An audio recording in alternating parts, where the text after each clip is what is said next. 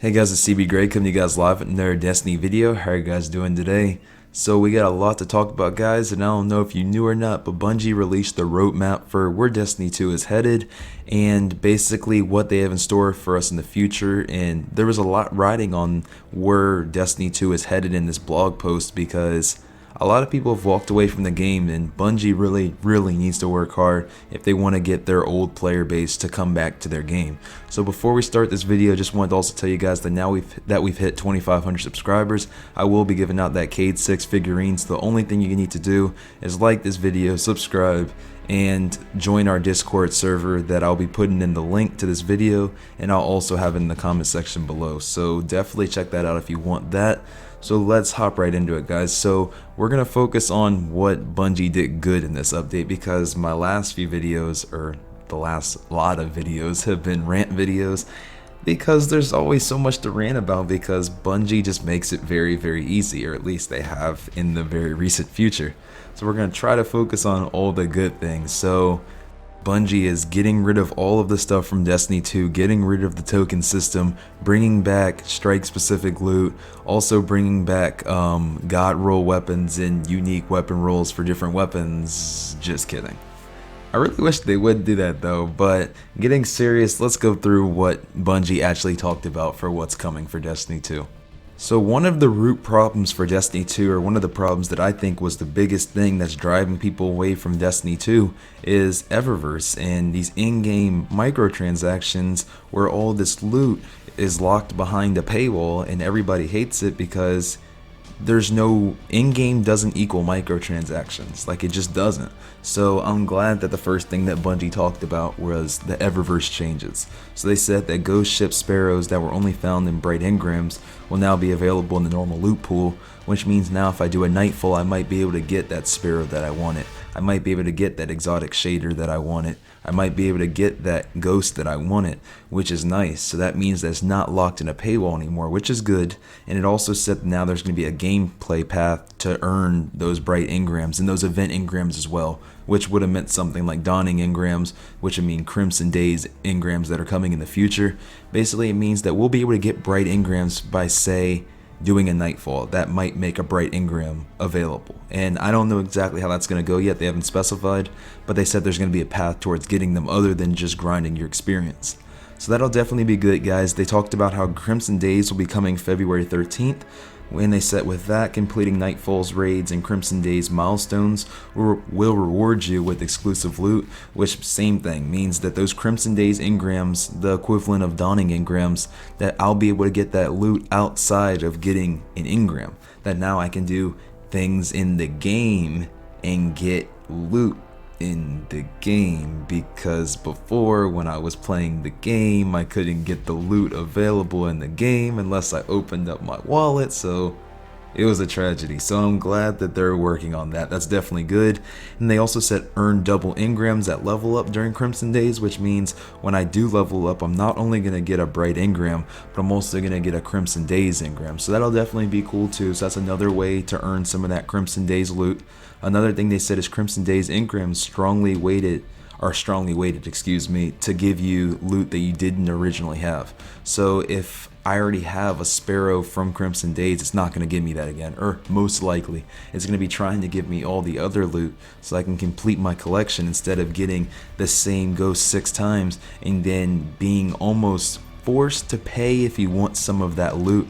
So it's really good they are doing that as well, because no one wants to feel like they have to pay to get the loot in the game, because I already spent money on your game and on your DLC. So there really shouldn't be another cent that I'm having to spend to get any of this loot. So that's definitely a good thing as well. So that's what they talked about with Crimson Days. At least that was still kind of similar to Test Everest fixes. So I'm definitely looking forward to seeing that. And then Bungie also acknowledged that they're still trying to fix their XP problem.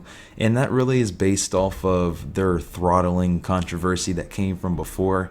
So I am glad they're still talking about that, and they basically said they're still actively looking for a better solution for that. So hopefully they'll figure out something and at least give us kind of an idea of how they're going to earn our trust back in the future.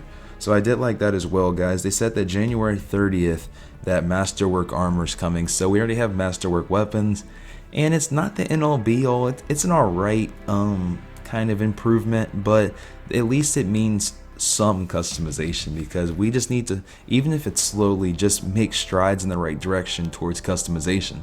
So I want to be able to have an armor piece that might be the exact same as my friend, but have different ways of doing different things, you know, like just because we have the same weapon, I don't want it to always have to be the same perks, like, you know, I just want there to be some differences and obviously similarities, like, because that's what makes it cool, but I want it to be unique to me. So that's definitely a step in the right direction. They said that the Masterwork armor, the perk, will be increased damage reduction when you're in your super, so basically you'll just be OP.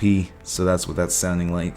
And then it says you can re-roll the armor stats in your Masterwork, so that's a step in the right direction, guys. Something that I really did like, though, it's definitely not exactly where I want it to be, but we're definitely getting there.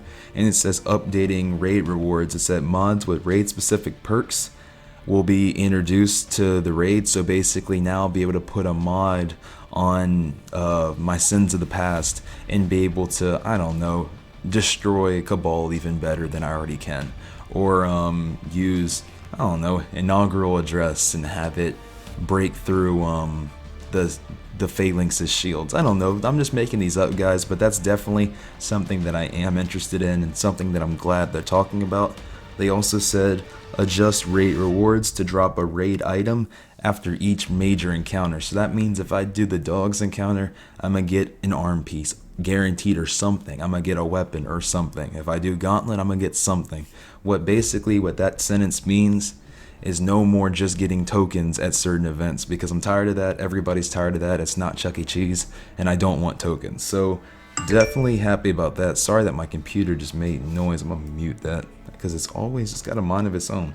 But alright, so where was I? So we also are getting new ghosts within the raids, one for the Leviathan raid and then another for the World Eater, that will also have raid specific perks. So what it's sounding like is Bungie is hearing us and they realize that the loot they're giving us in the raids is not, well, the one in World Eater, I don't even like the way it looks, but besides the cosmetic part of it, it's not very unique to the point where there's any use to using it. We might as well use something else. So it sounds like they're finally realizing that the purpose of raid gear and raid weapons is probably for them to help you in the raid. So it might be smart to add raid perks corresponding to the raid that the items were dropped in. I don't know, I would think it's not rocket science, but with Bungie everything's rocket science, so at least credit to them, they're trying to move in the right direction. It just kind of sucks that they were already in the right direction in Destiny 1, so there's no reason why we should have ever got to this point, but whatever. And then Bungie lastly said that they intend to add other activities, unique rewards in the future to the raids as well, so that'll be cool. And then coming in the February update, guys, we have strike scoring, which is perfect. I'm glad strike scoring is coming back. That's going to be really cool. And they also said there's going to be clan and community high scores in the works for that as well. So I really do think that'll be a really good idea, and I hope that will at least inspire some clan competitiveness, because it's nice that we all work together, but it'll also be nice if we strive to be the best in the clan. So that'd be cool. Moving on from that, guys, you guys know already, if you've listened to my other videos, how much I hate the mod system. So I think it's redundant, I think it's repetitive, I think we have too many random blue mods that, I mean, they're virtually pointless once you have what you want. I know they can help you get other mods, but it's just clutter, just like the shaders. So they said that they're introducing mod 2.0s, which will be coming to rework the mod system. It's going to focus on reducing redundant mods and greatly impact your power. That's what Bungie said, so I'm hoping that that comes true. I'm not a fan of the mod system, and I'm hoping that this will be a step in the right direction. I really am, so I'm excited about that. They said they're touching on the exotic repetition reduction, which means in this sense that if I was to get Merciless, it's impossible for me to get Merciless the next time an exotic drops, so it stops the duplicacy, if that's even a word, just stops duplicates.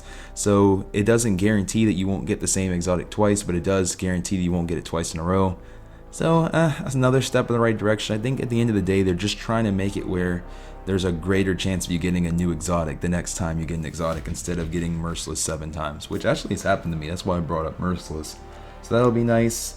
They also said before or during Season 3 that there's going to be Crucible ranks that are going to be introduced. There's 2 of them. There's one called Valor, and that means when that you can rank up your Valor ranking by basically completing Crucible matches, and then it goes up even faster, your ranking, if you win those matches. So that's more like a rank showing that you've done a lot of matches. So not necessarily that you're winning a lot of them, but more that you play the game a lot.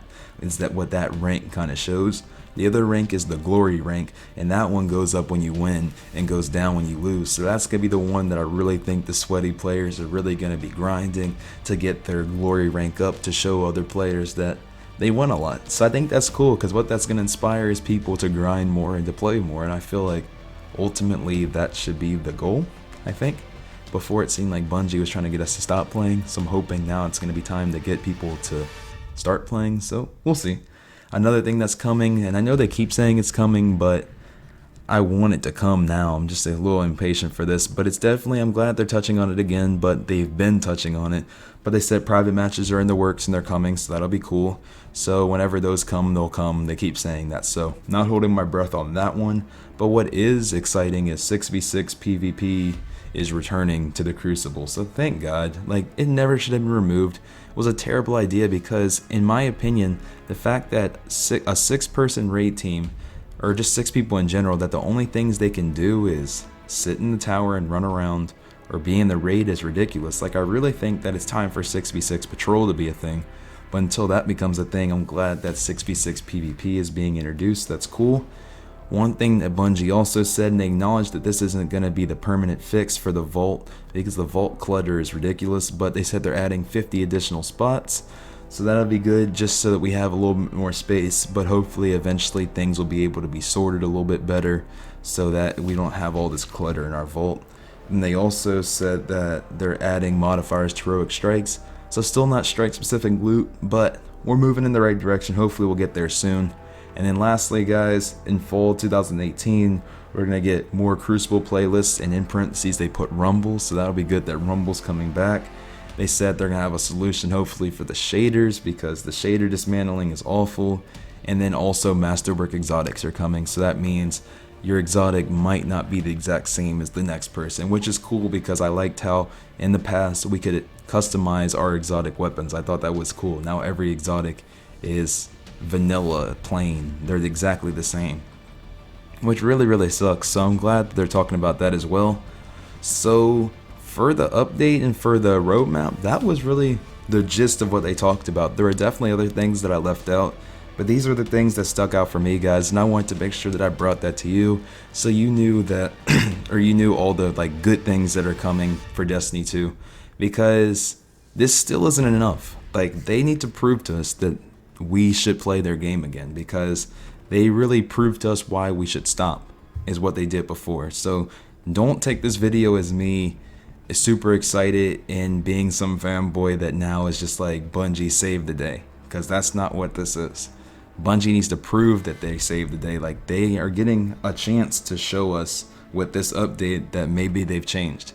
I don't know yet, but it's going to take a lot for them to earn my trust back and to earn the fan base's trust back. And I think that you guys have the right to be informed, which is why I'm bringing all this to you. So I really want to understand what you guys are thinking about and your opinions for this.